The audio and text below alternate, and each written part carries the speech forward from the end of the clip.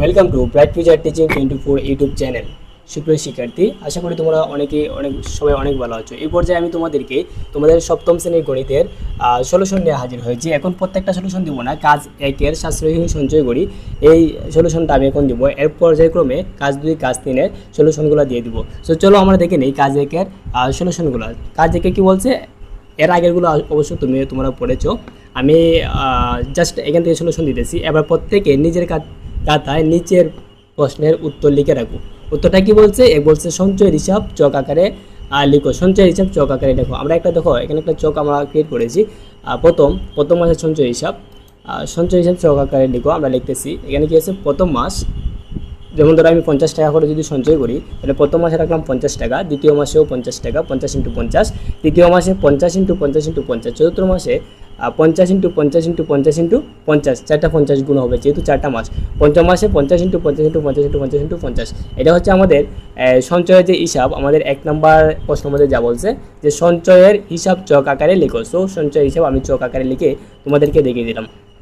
এটা হচ্ছে আমাদের সঞ্চয়ের হিসাব। এখন আমরা দেখব এর পরের প্রশ্নটা কি বলছে সঞ্চয়গুলো কি চকের মাধ্যমে সূচক আকারে প্রকাশ করা যায়? সংখ্যাগুলো কি চকের মাধ্যমে সূচক আকারে প্রকাশ করা যাবে? ব্যাখ্যা করো। তো আমরা দেখি এইগুলো অবশ্যই সূচক আকারে ব্যাখ্যা করা যাবে। কেন ব্যাখ্যা করা যাবে?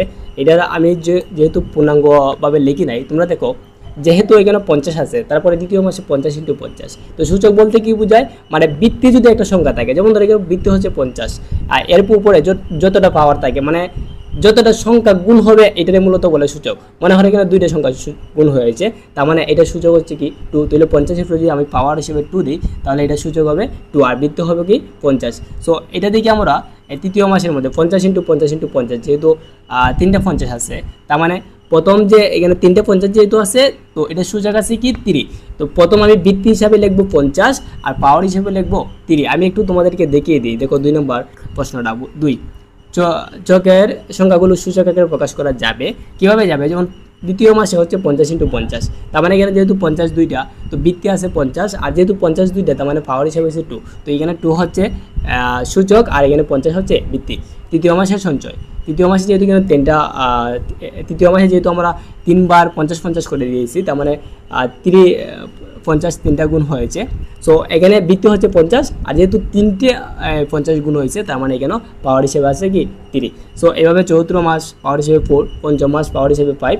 এইভাবে আমাদের চকটা গঠন করা যাবে। আমি জাস্ট একটু ফর্মালিটি তোমাদেরকে দেখাইলাম। তোমরা এই ফর্মালিটি ইউজ করে তোমাদের মতো করে আরও ভালো করে সেটাকে প্রেজেন্টেশন করার চেষ্টা করবা।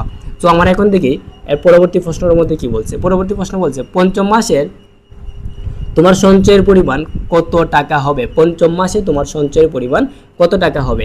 এখন তোমরা দেখো এখানে আমি চতুর্থ মাস পর্যন্ত হিসাব করছিলাম, পঞ্চম মাস পর্যন্ত দিয়ে দিছি। তো 55 মাসে তোমার সঞ্চয়ের পরিমাণ কত হবে? তো আমি এখানে লিখে রেখেছি প্রথম মাসে 50, দ্বিতীয় মাসে 50, তৃতীয় মাসে 50, চতুর্থ 50, পঞ্চম 50। তার মানে কী হবে,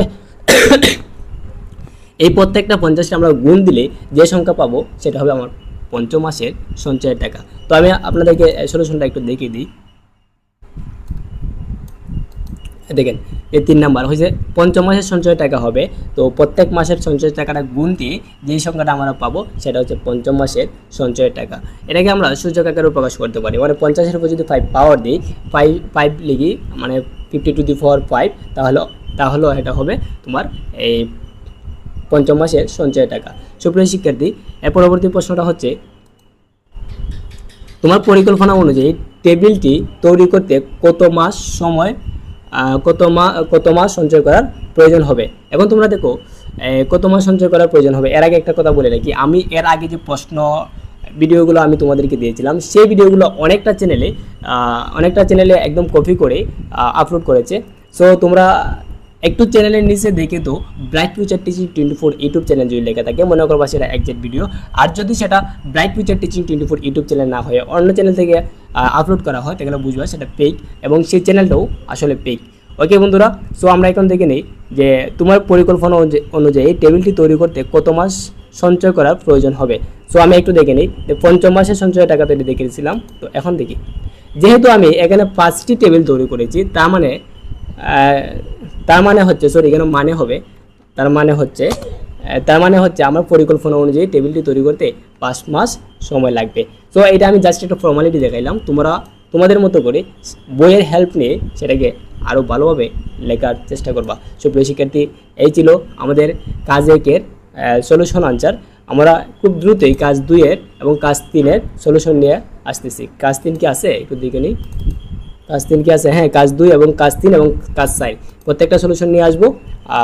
আশা করি তোমরা আমাদের সাথেই আসো। ভালো থাকবা, সুস্থ থাকবা, আমাদের ব্রাইট ফিউচার টিচিং 24 ইউটিউব চ্যানেলের সাথে থাকবা। আসসালামু আলাইকুম।